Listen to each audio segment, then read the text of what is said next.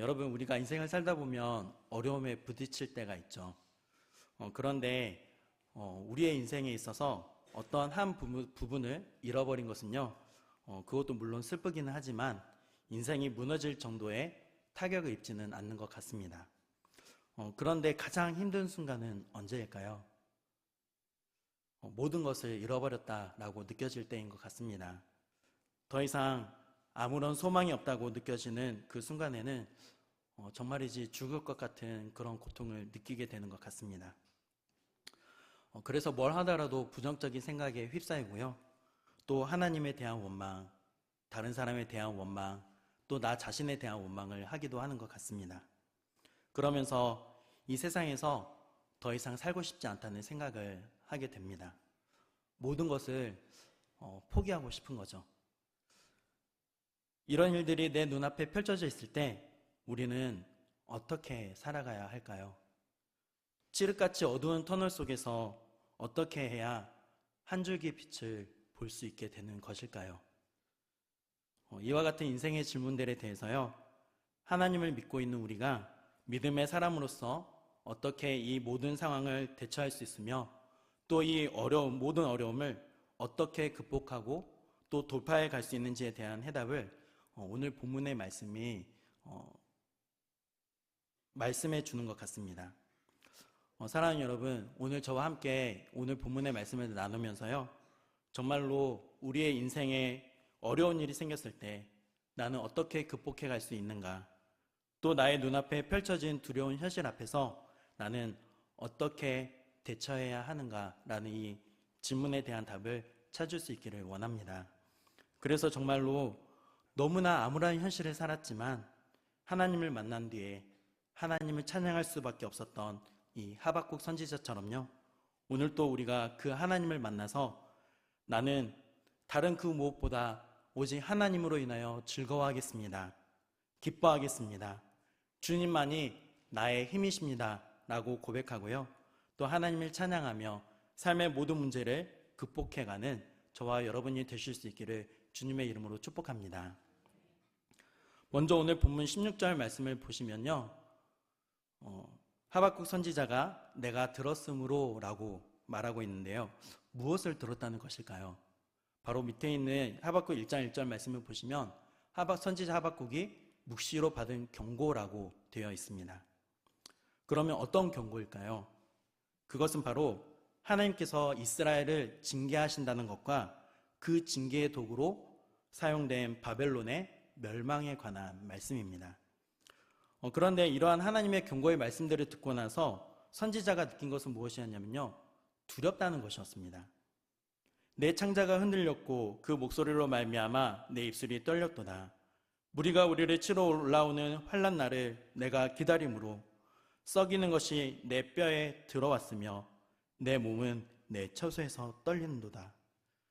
그러니까 지금 하박국 선지자는 하나님의 경고의 말씀을 들었는데요, 이 하나님의 말씀은 반드시 이루어질 것임을 알고 있었기 때문에 두려워할 수밖에 없었다라고 고백하고 있는 것입니다. 사랑하는 사람들이 죽어가고 포로로 끌려가고 나라가 망한다는데 두렵지 않을 수 없는 것이죠. 그러면 이런 일들이 일어나게 된 그 이유는 무엇일까요? 하박국 선지자가 활동했던 그 당시는요, 바벨론, 아수르, 또 애국과 같은 이 강대국들 간의 세력 다툼이 있었습니다.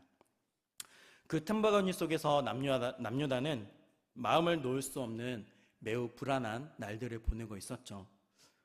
과연 어떤 일들이 있었던 것일까요? 아수르의 반감을 가지고 있었던 요시야 왕이 무기또 전투에서 애굽왕 바로 느고에 의해서 죽게 된 다음에요, 그 아들들이 왕위에 오르긴 했습니다.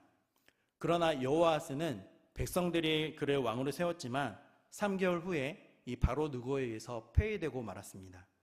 그리고 그 이후에 여호야김, 시드기야가 왕으로 세워졌는데요, 이들은 모두 애국과 바벨론에 의해서 세워진 꼭두각시 왕에 불과했습니다. 이러한 정치, 외교, 국방 등 너무나도 큰 어려움들을 당하고 있었던 남유다였습니다. 그런데 이것이 끝이 아니었습니다. 남유다는 경제적, 도덕적, 종교적 타락까지 극에 달하고 있었습니다. 그래서 하박국 선지자는 하나님께 이렇게 질문을 합니다. 하박국 1장 3절과 4절 말씀을 우리 함께 읽어보도록 하겠습니다. 어찌하여 내게 죄악을 보게 하시며 패역을 눈으로 보게 하시나이까? 겁탈과 강포가 내 앞에 있고 변론과 분쟁이 일어났나이다. 이러므로 율법이 해이하고 정의가 전혀 시행되지 못하오니 이는 악인이 의인을 애워쌌으므로 정의가 굳게 행하여 짐이니이다. 아멘. 여러분, 하박국 선지자의 그 울분이 느껴지십니까? 하박국 선지자의 눈에 너무나도 악이 가득한 이 참담한 이스라엘의 현실이 보였습니다. 통치자들은 조공을 바치기 위해서 망설임 없이 백성들을 착취하고 압제하는 일을 해버렸고요. 하나님의 말씀을 진실하게 전달해야 될 선지자들을 박해하고 잡아 죽이는 일까지 벌어지고 있었습니다. 또한 이스라엘의 영적 지도자들인 제사장들마저도 우상 숭배에 휩쓸렸고요. 또 그것을 백성들에게 적극적으로 권장하면서 자신들의 지위를 보장하며 편안하게 살고자 하는 일들을 추구하는 데 혈안이 되어 있었습니다. 이처럼 너무나 암담한 현실 속에서 그나마 남아있던 신앙을 지키기 위해서 애썼던 이 소수의 이스라엘 백성들이요, 절망과 탄식에 빠져서 혼란이 가중되고 도대체 왜 이런 일들이 벌어질 수밖에 없는 것인지에 대한 의문에 사로잡힐 수밖에 없었습니다. 그래서 하박국 선지자는 하나님을 향해서 이렇게 질문한 것입니다. 하나님, 어찌하여 저에게 이런 참담한 현실을 보게 하시는 것입니까? 왜 이 이스라엘의 타락을 이렇게 방치만 하고 계시는 것입니까? 하나님의 공의와 정의는 도대체 어디에 있는 것입니까? 라고 질문을 하고 있는 것입니다. 이 질문에 대한 대답이 바로 이스라엘을 바벨론을 통해 징계하신다는 것이었습니다. 그러자 하박국은 이 하나님의 응답이 너무나 힘든 거예요. 그래서 하박국은 이렇게 질문합니다. 하박국 1장 13절 말씀입니다. 주께서는 눈이 정결하심으로 악을 참아보지 못하시며 패역을 참아보지 못하시거늘 어찌하여 거짓된 자들을 방관하시며 악인이 자기보다 의로운 사람을 삼키는데도 잠잠하시나이까? 이 말씀의 의미는 이렇습니다. 하나님, 아무리 이 이스라엘 백성들이 타락했어도 어떻게 이방인, 그것도 극악하고 포악하기 짝이 없는 이 바벨론으로 하여금 이스라엘을 멸망시키는 것이 합당한 일이십니까? 라고 질문을 하는 것입니다. 이처럼 하박국 선지자는 당시 이스라엘에 남은 의인들을 대변하는 심정으로 하나님께 두 가지의 질문을 한 것입니다. 이 질문들을 곰곰이 생각해 보면요, 저는 이 질문들을 생각하면서 지금 하박국 선지자의 시선이 바로 지금 눈앞에 있는 현실에만 머물러 있구나라는 생각을 하게 되었습니다. 하나님께 질문을 통해서 호소를 하기는 하는데 현실에만 시선이 머물러서 아무런 희망을 보지 못하고 있는 것입니다. 이렇게 현실에만 시선이 가 있는 하박국 선지자에게 하나님께서 또 응답을 주셨는데요. 하나님의 대답은 이 하박국 선지자의 그 시선, 즉 관점을 바꿔주시는 대답이었습니다. 그러면 하나님께서 하박국 선지자에게 주신 대답은 무엇이었을까요? 하나님은 반드시 이스라엘을 징계하실 것이라고 말씀하셨습니다. 그러나 이 이스라엘을 징계하는 데에 사용된 바벨론의 교만함, 그리고 매우 폭력적으로 이스라엘을 짓밟은 것에 대해서 반드시 심판하실 것이라고 말씀해 주신 것입니다. 그런데 남유다를 향한 하나님의 징계는요, 바벨론에 의해서 성읍이 불타고 무너지고 나라가 멸망하는 것뿐만이 아니었습니다. 이 징계 안에는 자연재해도 포함되어 있었습니다. 오늘 본문 하박국 3장 17절 말씀을 우리 함께 읽어보도록 하겠습니다. 무화과 나무가 무성하지 못하며 포도나무에 열매가 없으며 감람나무에 소출이 없으며 밭에 먹을 것이 없으며 우리의 양이 없으며 외양간에 소가 없을지라도. 이 말씀을 한마디로 이야기를 해보자면요, 매우 거대한 흉년으로 인해서 모든 농작물들이 다 메말라 버린다는 것입니다. 그러니 양에게도 소에게도 먹을 것이 없겠죠. 그래서 우리의 양도, 외양간의 송아지도 없어지는 것입니다. 여러분, 너무나 절망적인 상황 아닙니까? 내 삶의 모든 영역에서 정말 모든 것이 원래 처음부터 없었던 것처럼 완전히 사라져버리는 것입니다. 내가 편히 누울 수 있는 집, 먹을 것, 일자리, 건강 등 모든 것을 잃어버리는 것입니다. 다시 일어설 수 있는 그 씨앗 하나라도 있으면 좋겠는데 그것마저도 사라져버린 그런 상황인 것입니다. 보통은 이런 상황에 놓이면 우리는 어떤 반응을 할 수 있을까요?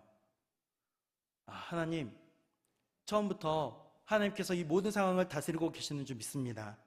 나에게 어려움을 주셨지만 그럼에도 불구하고 하나님을 찬양합니다 라고 우리는 처음부터 그렇게 고백할 수 있을까요? 저는 그렇지 못할 것 같습니다. 오히려 하나님이 정말로 살아계신 분이 맞으시냐고, 하나님이 정말로 모든 것을 다스리고 계신 분이 맞으십니까? 하나님이 믿는 자에게 복 주시는 분이시라면서요, 정말 우리에게 복 주시는 것 맞습니까? 그렇게 하나님을 원망하고 따지고 의심하는 것이 우리에게는 좀 더 친숙한 것 같습니다. 분명 인간적인 관점으로 보면 완전히 무너져 있어야 정상이겠죠. 더 이상 하나님을 붙드는 것도, 하나님을 예배하는 것도, 기도하는 것도, 찬양하는 것도 아무것도 소용없는 자포자기에 빠지는 그런 상황에 놓여 있어야 맞잖아요. 그런데 오늘 본문의 하박국을 보면요, 그렇지가 않습니다. 절망하고 있어야 되는데 소망을 품고 있고요, 울고 있어야 하는데 오히려 즐거워하고 기뻐하겠다고 고백하고 있습니다. 우리 18절 말씀을 함께 읽어보도록 하겠습니다. 나는 여호와로 말미암아 즐거워하며 나의 구원의 하나님으로 말미암아 기뻐하리로다. 아멘. 제가 이 17절 말씀과 18절 말씀을 반복해서 읽으면서요, 제 말로 좀 바꿔봤습니다. 묵상하면서 이렇게 생각해 봤는데요. 하나님, 제가 이 땅에서 얻을 수 있는 것은 이제는 하나도 없습니다. 눈을 깜빡이는 순간 하나씩 모두 사라져가고 있습니다. 나를 그렇게 사랑한다던 가족들도, 친구들도 없습니다. 나를 도와주는 이가 하나도 없습니다. 내가 그렇게 사랑을 주었던 이도 이제는 나를 비방하고 있습니다. 모든 사람이 나를 속이고 있는 것 같습니다. 모두가 나를 쓸모없는 사람이라고 생각하는 것 같습니다. 이제는 일을 할 수 있는 직장도 없습니다. 그저 절망뿐입니다. 나에게는 아무것도 남아있지 않습니다. 하지만 나에게는 하나님이 계십니다. 그 누구도 하나님을 나에게서 빼앗아갈 수 없습니다. 나는 모든 것을 잃어버린 것 같지만 주님이 나와 함께 계시기에 나는 기뻐할 수 있습니다. 지금은 비록 아무런 희망조차 보이지 않는 고난의 길을 걸어가고 있지만 반드시 나를 구원해 주시는 하나님으로 인해 나는 기뻐하게 될 것입니다. 그러므로 주님은 나의 모든 것이 되십니다. 나의 모든 것 되시는 우리 주님으로 인해 나는 기뻐하며 즐거워할 수 있습니다. 여러분, 저는 이런 고백들이 바로 오늘 본문의 27절과 18절에 하박국의 이 짧은 고백 속에 담겨져 있는 것이라고 생각이 됩니다. 바로 이 고백이 저와 여러분의 고백이 되기를 원합니다. 하박국의 시선은 절망 가운데 현실에만 머물러 있었습니다. 그러나 오늘 본문 17절과 18절에 하박국의 고백을 생각해 보면요, 하나님을 만난 뒤에 이 하박국의 시선이 현실의 시점에서 하나님께 돌려진 것을 우리는 확인하게 됩니다. 하박국은 자신의 시선으로는 정말로 모든 것이 다 끝났다고 생각을 하게 되었는데요, 하나님께 시선을 두고서 믿음의 눈으로 모든 상황을 다시 보기 시작했습니다. 현재는 정말 아무것도 없지만요, 그럼에도 불구하고 하나님으로 인해 기뻐하고 즐거워하기 시작한 것입니다. 여러분, 인생을 살다 보면 실수할 때도 있고 실패할 때도 있잖아요. 그래서 사람들이 나를 비웃고 손가락질을 할 때가 있습니다.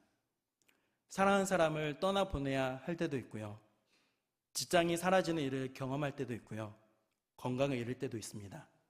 멋지게 믿음으로 살다가도 현실에 부딪히면 믿음이 약해질 수 있고 그 믿음이 추락해질 때도 있습니다.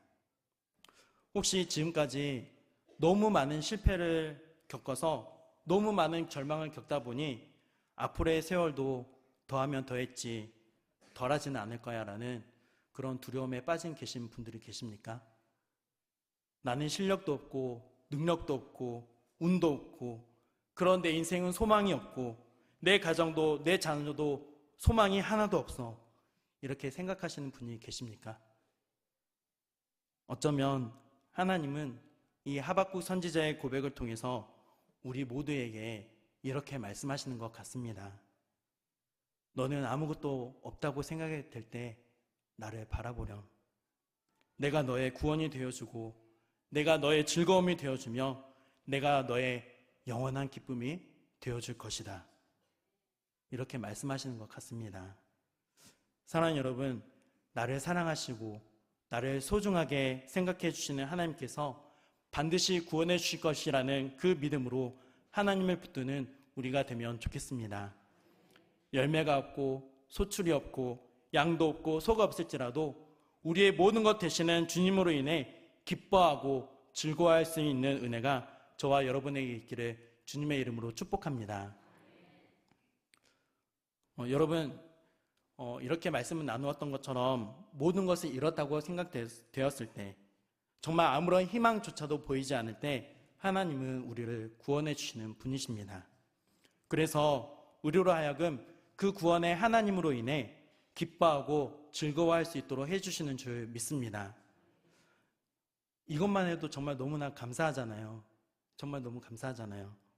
그런데 하박국은 여기서 끝내지 않고요. 비유적인 표현을 통해서 우리가 당하는 어려운 상황 가운데 하나님께서 어떤 일들을 하고 계시는지를 고백하고 있습니다.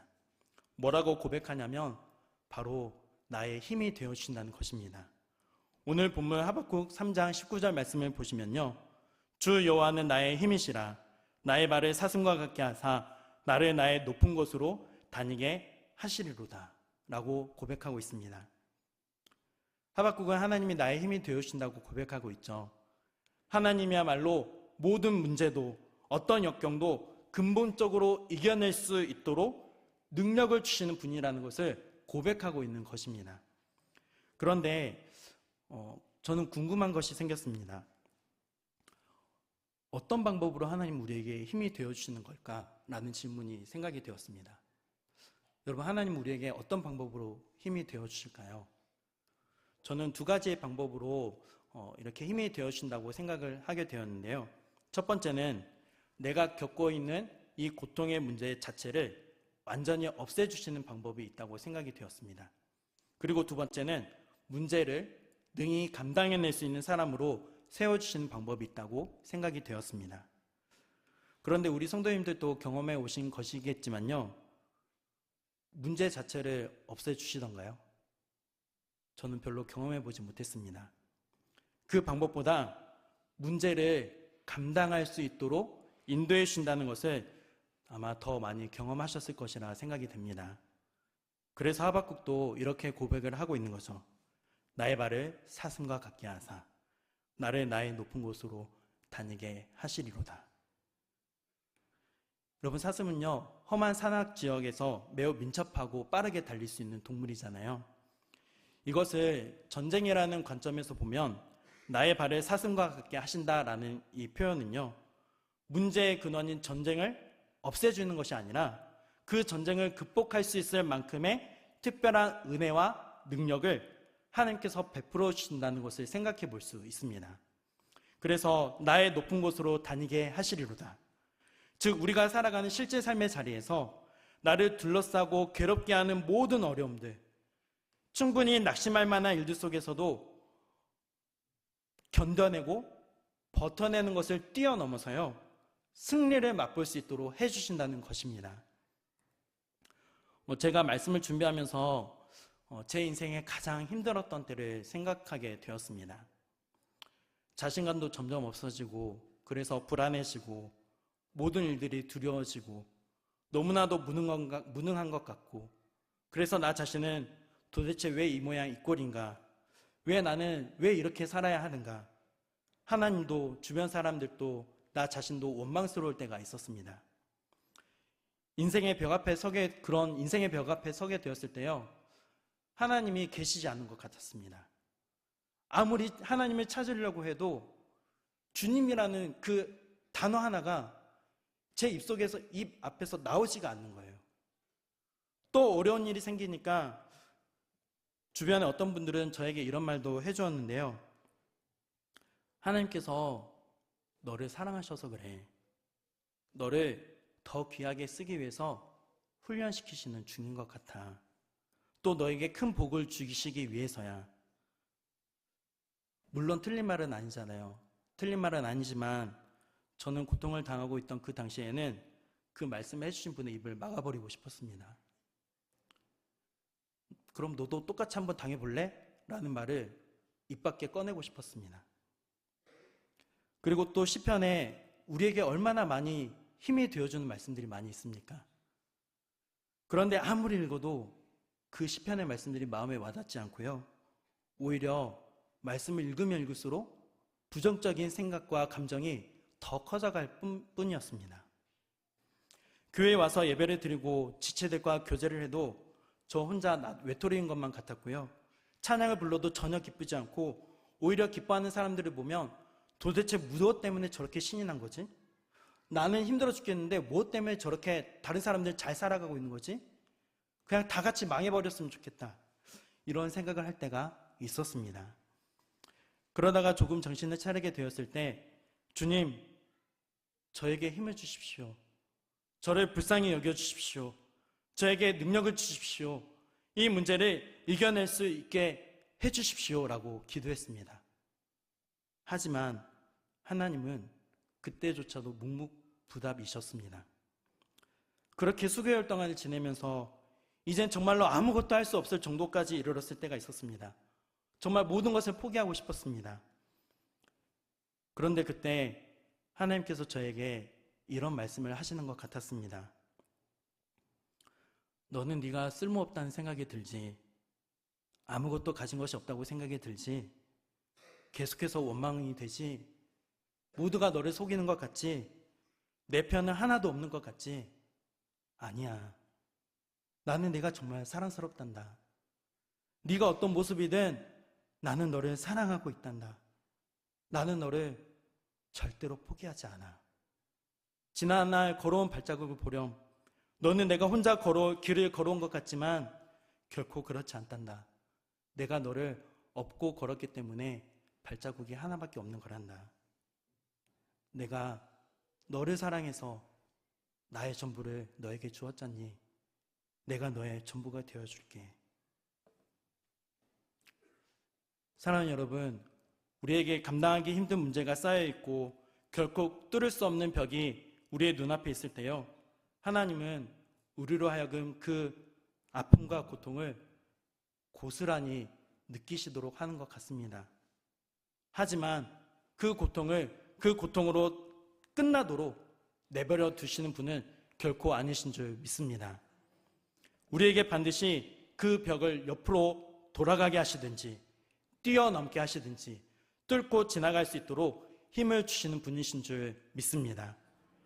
그러므로 현실의 문제에만 머물러 있는 우리의 시선이요, 우리를 사랑해 주시고 힘 주시고 능력을 주시고 살 소망을 주시는 하나님께로 옮겨져서요, 우리를 구원해 주시는 하나님으로 인해, 우리의 전부가 되어주시는 그 하나님으로 인해 즐거워하고 기뻐하는 삶을 살아가는 저와 여러분이 되어주시기를 주님의 이름으로 축복합니다.